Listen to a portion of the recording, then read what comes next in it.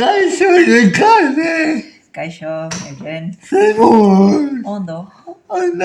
Jo, ilusioa zukin egotea benetan. Eskerrik asko. Jo, mila esker etortzea benetan. Ez da ezer, Eugeni ez da ezer. Gainera, aspalditik dugu hau emana egin da WhatsAppen, eta beti gehatu nahian, eta Beti hola gabiltza, bio nahiko okupatuta eta azkenen... nekane zenbat gauza egin dituzu zure bizitzen zehar. Wow! Bueno, adina ere badaukat, eta horrek azkenean, gauza asko egitea eramaten zaitu, ez? Ordezikoa zea, Bai. Eta zerretik nekanek aukeratzen du suposatzen den bakilera edo koua egin ondoren psikologia ikastea. Bueno, niri beti asko interesatu zait pertsonaren portaera. Eta, bere barne mundua, eta bere kezkak, eta, orduan nik nahi nuen ezagutu hobe pertsonak nola funtzionatzen zuen, eta horren inguruan dagoen guztia, ez? Eta hori izan zen nire aukera. Eta egia esan oso gustora egon naiz. Bai, nola gogoratzen dituzu karrera hasierako garaiak? Bueno, gogoratzen ditut, euskararen alde asko borrokatu genuen garai horietan, bai, egia esan, oroitzen dut oso ikasle gutxi ginen euskaraz psikologia ikasten gendunak, eta gogoratzen dut baita ere, bigarren mailan, adibidez psikometria ez geneukan euskaraz, eta egin genuen itxialdi bat, hori euskaraz lortu ahal izateko, eta oso giro polita geneukan gure klasean, zen oso gutxi ginenez, egia esan oso oroitzapen onak dauzkat, eta gero, irakaslegoa ere oso ona iruditu zitzaidan, bide asko irekitzen zizkigun, zuk nahi baldin bazendun ikasi, oso gertuko irakaslegoa geneukan, eta nik gustora egin nuen nire ibilbidea. Psikologiak aldaga asko ditu, nire psikologia ikasi nahi antropologia eta gero, beti zanen niretzako psikologia, baina pandemia etorri zen eta aldatu behar izan du pena hunde, baina psikologia ingoei. Galdetu behar duzu, zein adar duzu hola gustukoen psikologian? Bueno, ni pixkat berezia naiz. Bai, zeren niri psikologian asko gustatu zaizki datu analisiak, estadistika eta datu analisiak, batez ere ikerkuntzaren eremua. Kuantitatiboagoa. Bai, kuantitatiboagoa. Kualitatiboari ere garrantzia handia ematen diot, esango nuke eredu mistoa gustatzen zait. Alde batetik, ikerketa egiteko, hurbilpen kualitatiboa oso garrantzitsua iruditzen zait, adibidez talde fokalak edo hainbat metodologia, baina ni batez ere adituagoa naiz, aditua ez da inorez zertan, baina adituagoa naiz alderdi kuantitatiboan. Eta eremu horretan alor asko jorratzen ditugu gure ikerketa taldean. Zure garaian ez zegoen masterik, orduan karrera eta gero zein zenun. Doktora dutza egin nuen, doktora dutza ikastaroak zeuden, ez zegoen masterra, baina doktora dutza ikastaroetan zeuden ordu asko. Gaur egun, doktorego programa batetan formakuntza reglatu, esan dezagun gutxiago dago. Baina nire garaian ikastaro batzuk egin nituen, eta doktorego tesiarekin hasi nintzen karrera bukatu eta berehala. Ni oso goiz hasi nintzen eskolak ematen, bukatu eta berehala. Uezko galdera ingo dizut. Zergatik erabaki zenuen doktoregoa egitea? Esan dizudanagatik, niri karreran zehar batez ere ikerkuntzarekin lotutako irakasgaia gustatu zitzaizkidan, dena gustatu zitzaidan, niri gauza asko interesatzen zaizkit. Baina ikerketa berezik interesgarria iruditu zitzaidan, eta doktorego tesian azken batean ikertzen ikasten dezu.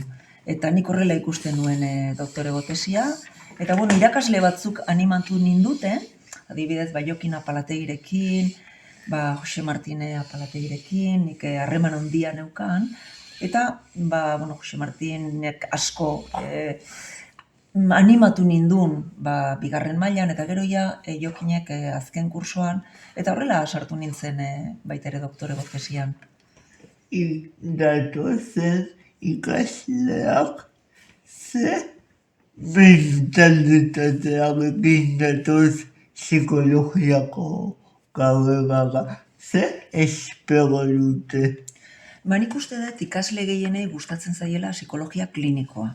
Batez ere nahi dutena da, pertsonen arazoak edo pertsonak izan dezakeen ongizate hori berreskuratzen laguntzea, edo pertsona ez dagoenean oso ondo, nik uste dut beraien gehienak hortik doaz. Beste batzuk baita ere, gustatzen zaie gehiago, psikologia soziala edo ambito, edo eremu hori psikosozialean lan egitea, batzuei baita ere erakundeak gustatzen zaizkie, baina nik uste dut gehienen ikuspegia da, zer gertatzen zaio pertsonari ondo ez dagoenean, eta nola berreskuratu dezake bere oreka, ez? Eta nola lagundu diezaiokegu guk profesional bezala hori berreskuratzen.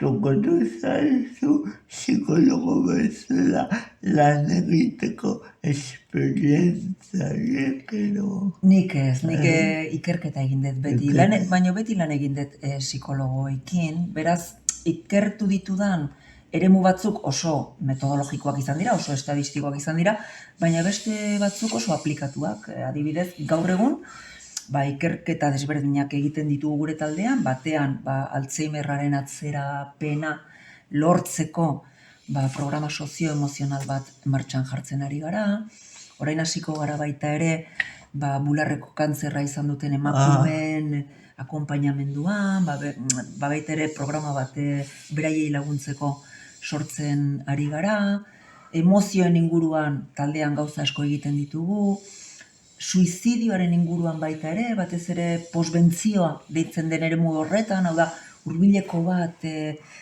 bere buruaz beste egin duenean, nola lagundu diezaiok egun kolektibo horri, naiz eta nik psikologo bezala lanik ez egin, hurbil izan ditut, psikologo bezala lan egin dutenak, eta gai horren inguruan egiten dugu ikerketa. Eta dibidez, nola planteatzen duzu ikerketa guztiak ez dira berdinak, baina zer duzu abiabide ikerketa bat egiteko garaian? Niretzako gauza oso garrantzitsua da ikerketa horrek behar sozial bati erantzutea. Hau da, gizartearen behar bati erantzutea. Gainera, nik beti defendatu dut unibertsitate publikoa. Eta pentsatzen dut publikoaren bete beharra dela gizartearen zerbitzuan egotea. Orduan, ikerketa ere horrela ulertzen dut.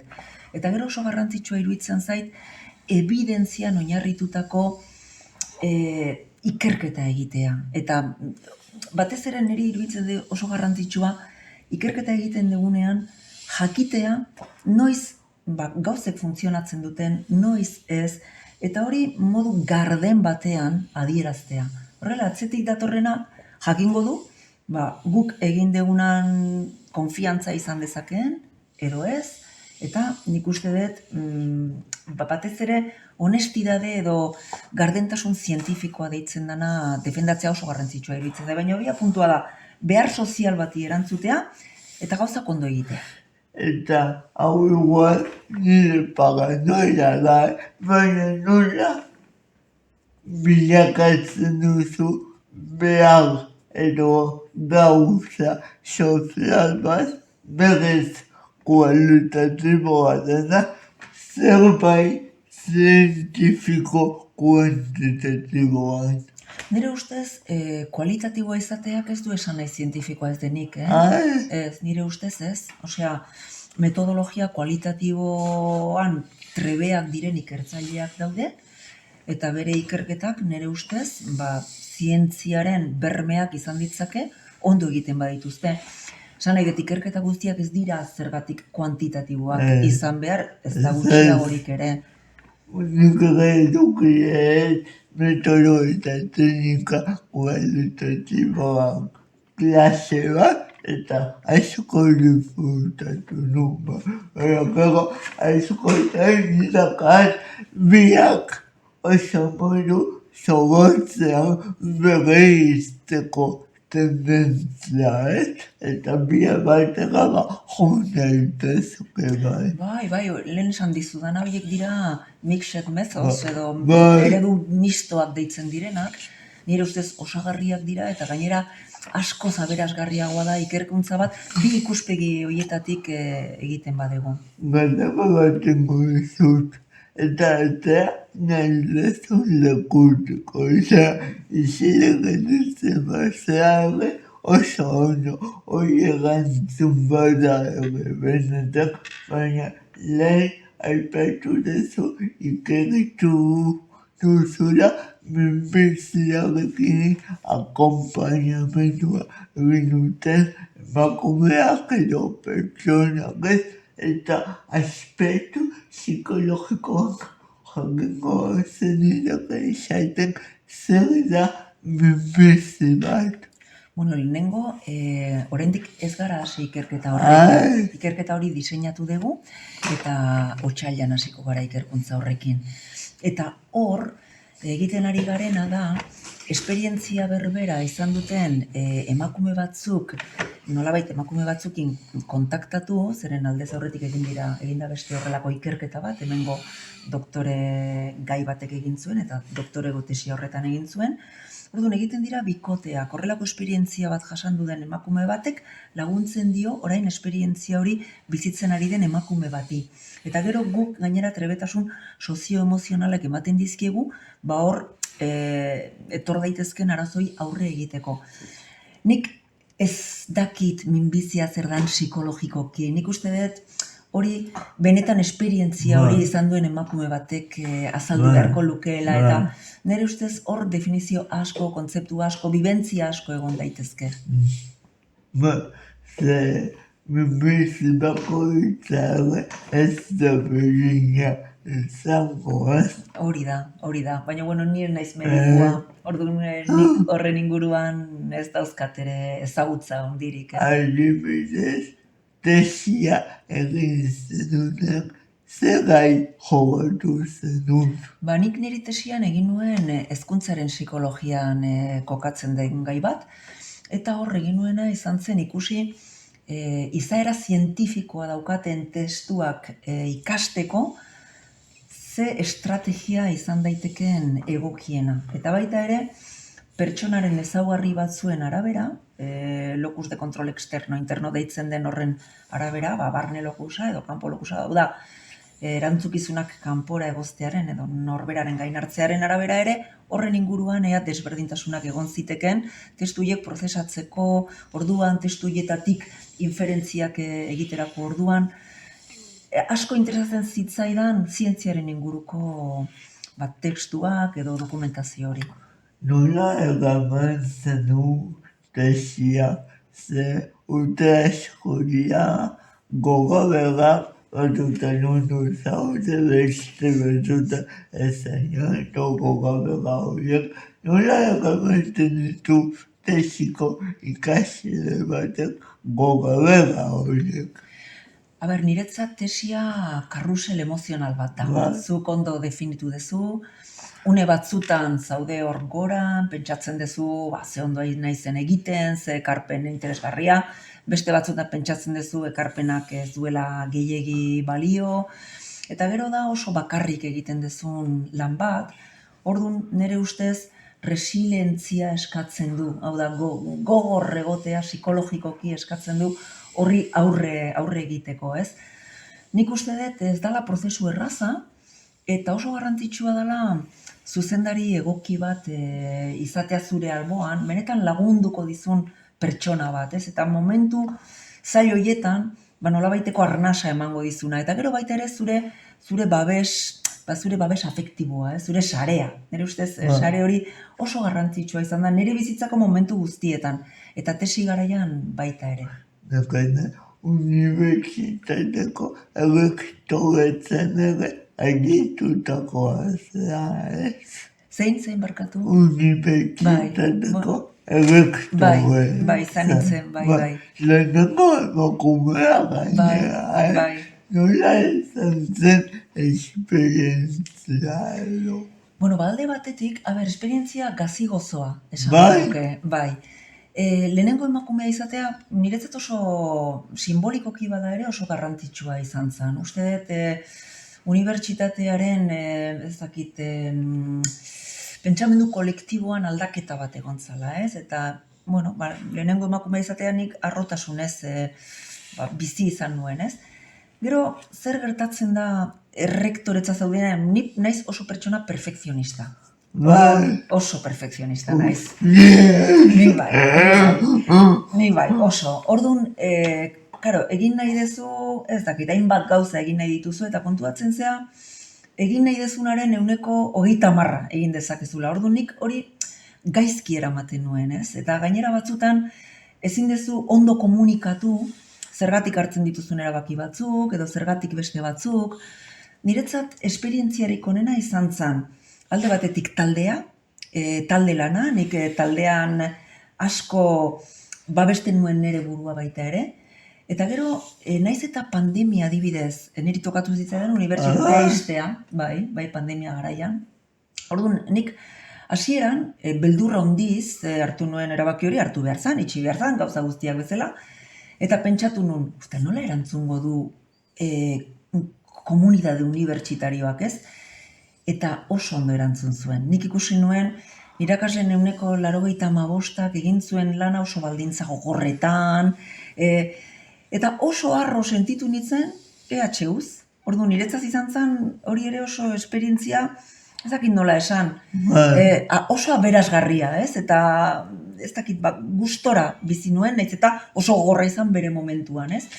Orduan, gazigozo, gainera, ni pixkat pertsona berezia naiz. Orduan, oso argi neukan, agintaldi bakarra izango zala. Neukan argire hartu nuenean errektoretza, nire zalantzekin, nire beldurrekin, eta oso argi neukan agintaldi bat izango da, unibertsitate honen aldegun guztia egingo dugu, nik nire bizitzak personala eta akademikoa alde batera utzi nuen, eta guztiz lan egin nuen EHUrentzat, eta amaitu nuen esan, ez dakit ondo baizi egin dugu, baina aldegun guztia egin dugu. Orduan alde horretatik lasai jo nintzen baita ere. Eta gero, nola itzulezian berriro dozentzia ba? Oso gustora. Bai? Niri dozentzia asko gustatzen zait.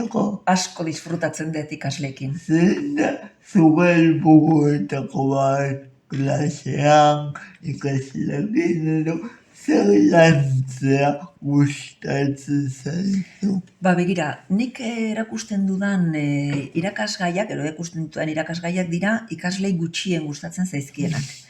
Zer nik erakusten diet, ikerkuntza egiten eta analisi estadistikoak egiten, ez? Orduan, nik badakit nire irakasgaiak ez direla psikologo batentzat bere ibilbide profesionalean irakasgai garrantzitsuenak. Baina saiatzen naiz ikus dezaten zein garrantzitsua den, edozein artikulu zientifiko irakurtzen dutenean, jakitea artikulu hori benetan ondo egina dagoen, edo ez, fidatu daitezkeen, hor tratamendu bat agertzen baldin bada, fidatu daitezkeen horretaz, edo ez, edozein eremutan lan egiten baldin badute, egiten ari direna ondo dagoen ala ez, jakiteko tresna batzuk izan behar dituzte, analisi batzuk egiten jakin behar dute. Orduan, ni saiatzen naiz batez ere, evidentzia zientifikoan oinarritutako psikologiaren garrantzia ulertu dezaten. Eta ni ikasleekin oso gustora egoten naiz. Oso bokazionala naiz, dozente bokazionala naiz, asko disfrutatzen dut eskolatan, eta egia esan oso erresa gertatu zitzaidan, berriro eskolatara etortzea, eta baita ere ikerkuntzarekin berriro hastea. Pentsatzen nola ikerketaz eta nola egiten da patologia baten ikerketa bat esan edez. Ikertu nahi dez, ankietatea ze evoluzioa izan nuen urteotan. Hori nola kudeatzen da edo behaketak ez da egin, baina elkarrizketen bitartez edo nola egiten da. Horrek lotura handia dauka ebaluazio psikologikoarekin, ez? Zuk azken batean nahi dezu pertsona baten ezaugarri batzuk guk konstrukto psikologikoak deitzen dugu neurtzea, ez? Orduan, neurketa hori izan daiteke bide ezberdinetatik. Adibidez, zuk bai behatu dezakezu sistematikoki pertsona baten antsietatea hainbat eremutan, baina guk normalean ikuspegi kuantitatibotik egiten duguna da galdesortak, baliozkotasuna eta fidagarritasuna daukaten galdesortak pasatzen dizkiegu, inkestak, eta ikusten dugu zein dan pertsona horren antsietate maila, ez? Zer bonita, psikologia asko gustatu zait, suposatzen ez, zu ikasilea zeinenetik gauraino asko aldatu dela, ez? Bai, asko aldatu da, eta niri iruditzen zait oro har onerako aldatu dela. Bai, iruditzen zait onerako. Nik bizi izan nuen unibertsitate hura eta oraingoa gehiago gustatzen zait. Bai. Gainera uste dut orain askoz praktika gehiago egiten dituztela ikasleek. Gure garaian guk arlo teorikoa gehiago lantzen genduen, eta igual, agian hausnarketa gehiago lantzen genduen, Nik orain ikusten dut ikasleei, baina oro har uste dut gizarteari gehiago kostatzen zaiola liburu bat irakurtzea. Hori uste dut. Gaur egun teknologia berriekin lan egiten dugu asko, horrek dauzka bere alderdi positiboak eta bere alderdi negatiboak, ez? Bai. Guazen dukan pixka psikologiatik kanpo ezagutzea, zer musika entzuten duzu? Begira, niri zetak asko gustatzen zait. Bai. Izar bai gustatzen zait. Nere garaian, pop gustatzen zitzaidan baiz da ere, Madrileko movida gustatzen zitzaidan. Bai. Eta, gaur egun, bebe asko gustatzen zait baita ere. Bai. Denetarik entzuten dut, ez pentsa oso aditua naizenik musikaren arloan, Bebe poletaran nahi asko gustatzen zait, respirar, abestia, mis manos. Bai, bebek dauzka, Eta ahotsa, eta ahotskera andaluza horrela, asko gustatzen. Bai, niri ere, eta gainera bere lehen diska irutu zitzaian guztiz apurtzailea. Urte asko, ez dakit pixka bat kanpo ez, musikatik kanpo, agian hasieran nolako arrakasta bat izateak, ez dakit oso ondo eraman zuen, baina berriro itzuli da, eta berri dauka. Gero, bere mobilak izan zituen. Bai. Gero, gustatzen zait baita ere, gaur egun Paula Matthews, uste Donostiarra dala, bai, eta gustatzen zaizkit bere letrak baita ere, Rozalen baita ere, Rozalen psikologa da. Bai, eta bai. Ni Ordizian bizi naiz. Bai. Zure herrian. Bai, nire herrian bizi naiz, bai. Zure denbora libre txiki horretan, zer gustatzen zaizu egita? Oso denbora libre gutxi daukat. Kirola egitea gustatzen zait, goizeko 6 gutxitan egiten dut kirola. Bai, fakultatera etorri aurretik. Batzutan korrika egitera juten naiz, beste batzutan bakarrik ibiltzera, pixkat azkar. Mendia gustatzen zait baita ere, irakurtzea baita ere gustatzen zait. Eta horiek dira, eta nire bikotearekin eta nire alabekin egotea ere asko gustatzen zait. Oso familiarra naiz, Zure bizitzara, etengabekoa hoizea, bete dituzu gauzak egiteko. Bai, eske nik ez dakit ezetz esaten. Orduan, hori, baina bigea. Eta hori, akaitza handia.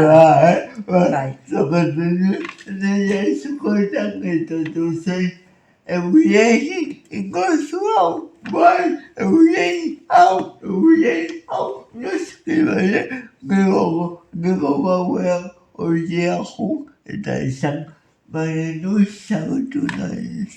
Ba, niri gauza bera gertatzen zait, bai. Oain hasi naiz pixka bat ezetz esaten gauza batzuei, ez? Zeren ja, nahi dut, asteburutan libre egotea, eta ez dut lortu. Oraindik ez dut lortu hori, eta orduan ja pixka bat nekatuta nago. Gainera nire gurasoak ja adina daukate, nahiago nuke beraiekin denbora gehiago egon, eta orduan, une honetan hasi naiz gauza batzuei ezetz esaten, baino nahiko gaindituta egoten naiz beti, lanez gainezka, eta orduan nire buruarekin ez nago gustora, alde horretatik ez. Eta nola lurukatzen duzu nekane hemenik ama bost urtega. Nola ikusten duzu zure burua? Ba, nik uste dut, jubilatzen naizenean, kirol asko egingo dudala, oain baino askoz gehiago, eta baita ere pentsatzen dut idazten jarraituko dudala. Zeren gustatzen zait, artikuluak idaztea, behintzat pentsatzen dut oraindik ikertzen jarraituko dudala, baina beste ritmo batean. Askoz lasaiago eta beste ez dakit, gauzaz gozatuz, zeren une honetan batzutan ez dut gozatzen. Dena arrapala dan, dena korrika, proiektu bat entregatu behar da, artikulu bat berrebisatu behar da, eskola pila bat eman behar dira, gainera ikasle asko dauzkat, orduan lan asko zuzendu behar ditut, azterketa asko, eta horrek azkenean ez dit lasaitasunik ematen. Eta batzutan, ez naiz ondo sentitzen. Gero, egia da nire lana asko gustatzen zaidala, orduan zoriontsua naiz.